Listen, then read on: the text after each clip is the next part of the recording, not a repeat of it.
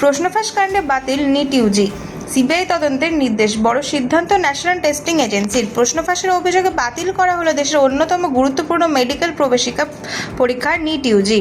গত 3রা মে অনুষ্ঠিত হওয়া এই পরীক্ষায় অংশ নিয়েছিলেন প্রায় 22 লক্ষ পরীক্ষার্থী। এনটিএ সূত্রের খবর, প্রশ্নপত্র ফাঁসের অভিযোগ সামনে আসতেই পরীক্ষা বাতিলের সিদ্ধান্ত নেওয়া হয়েছে। কবে ফের পরীক্ষা তা জানানো হবে খুব শীঘ্রই। পরীক্ষার্থীর নতুন করে রেজিস্ট্রেশন করতে হবে না, দ্বিতীয়বার নতুন অ্যাডমিট কার্ড ইস্যু করা হবে। অতিরিক্ত কোনো পরীক্ষার ফিও নেওয়া হবে না বলে স্পষ্ট জানিয়েছে এনটিএ।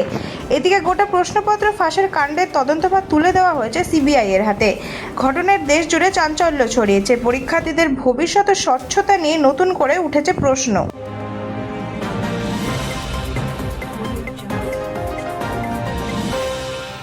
জ্বালানি চাপে ধাক্কা শেয়ার বাজারে, পড়ল টাকার মূল্য। বিশ্বজুড়ে জ্বালানির দাম বৃদ্ধির জেরে চাপে ভারতের অর্থনীতি। প্রধানমন্ত্রী নরেন্দ্র মোদী দেশবাসীর কাছে জ্বালানির সাশ্রয়ের অপ্রয়োজনীয় আমদানি কমানো এবং সোনা না কেনার আহ্বান জানিয়েছেন। ফলে সোমবার ভারতীয় শেয়ার বাজারে বড়সড় পতন দেখা যায়। পাশাপাশি ডলারের তুলনায় দুর্বল হয়েছে ভারতীয় টাকাও। বিশেষজ্ঞদের মতে বাড়তি তেলের দাম ভারতের বৈদেশিক মুদ্রার ভাণ্ডারের উপর চাপ বাড়াচ্ছে। পরিস্থিতি সামাল দিতে কেন্দ্র একাধিক অর্থনৈতিক পদক্ষেপের কথা ভাবছে।